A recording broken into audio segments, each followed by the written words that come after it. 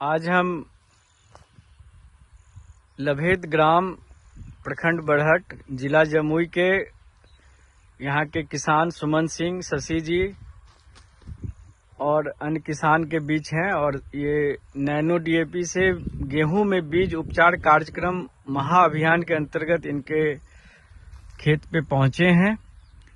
ये अभी हम इनको बताएंगे कि कैसे हम नैनो डीएपी का प्रयोग बीजोपचार में करते हैं। हमारे साथ हमारे एसएफए एमडीई अमित कुमार जी हैं।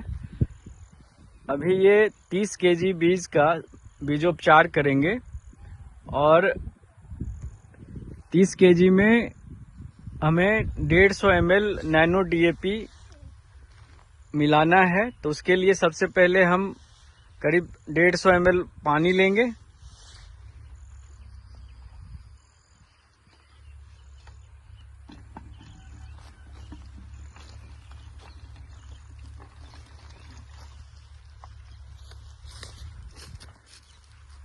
और उसमें हम ये 25 ml का ढक्कन होता है हमारा, तो इससे हम 6 ढक्कन नैनो डीएपी इस पानी में मिलाएंगे।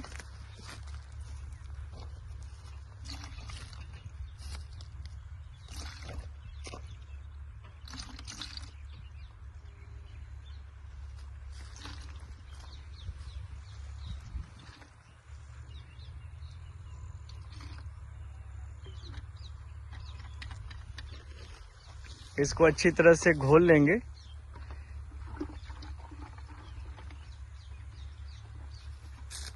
और हाथ से छींटेंगे गेहूं में।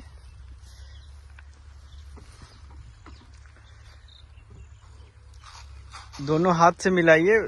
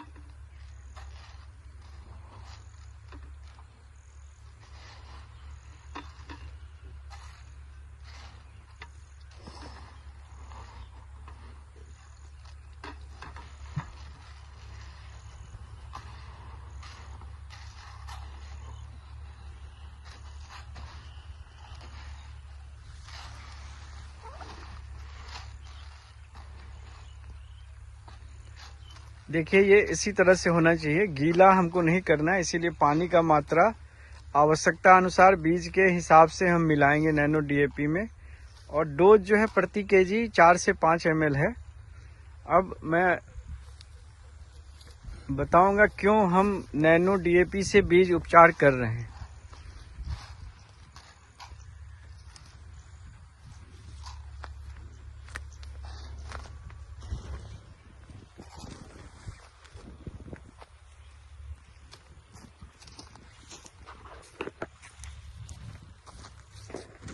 नैनो डीएपी से बीज उपचार का कारण क्या है कि जब हम डीएपी खेतों में छींटते हैं तो डीएपी का दाना कहीं पड़ा और बीज कहीं पड़ा, तो फास्फोरस होता है डीएपी में। और फास्फोरस का काम है कि हमारा जो अंकुरन है उसमें जड़ का जो विकास होगा वो ज़्यादा बढ़िया से हो।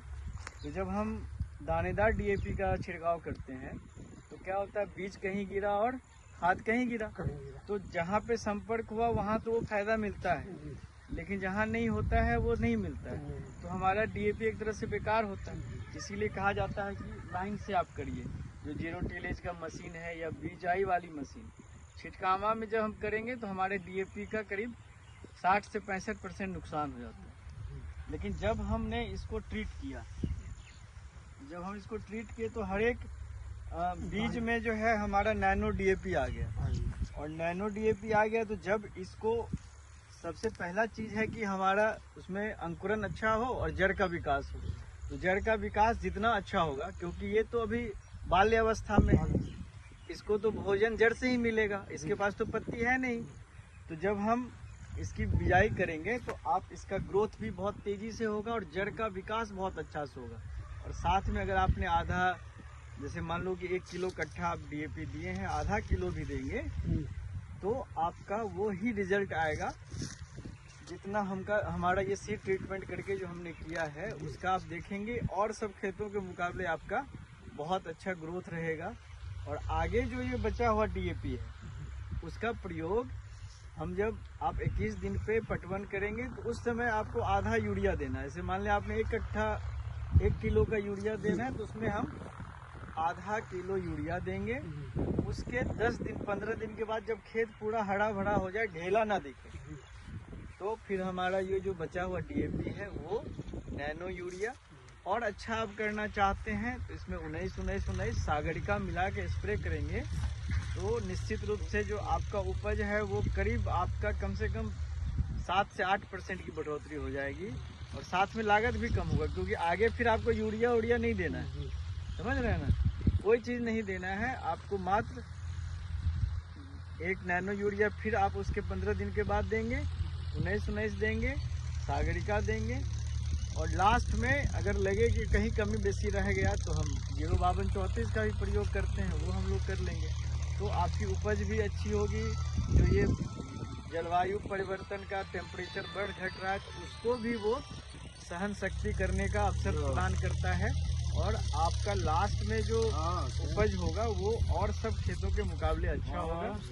और इसी खेत से मैं पूरे जमुई जिले के किसान को, लखीसराय जिले के किसान को, मुंगेर के किसान को आह्वान करते हैं कि आप अपना जो भी गेहूं है, सरसों है या चना मसूर जो भी लगा रहे हैं उसमें निश्चित रूप से नैनो डीएपी से ट्रीटमेंट कराइए और अधिक उपज पाइए और अधिक मुनाफा कमाइए। बहुत बहुत धन्यवाद। देखिए ना मैंने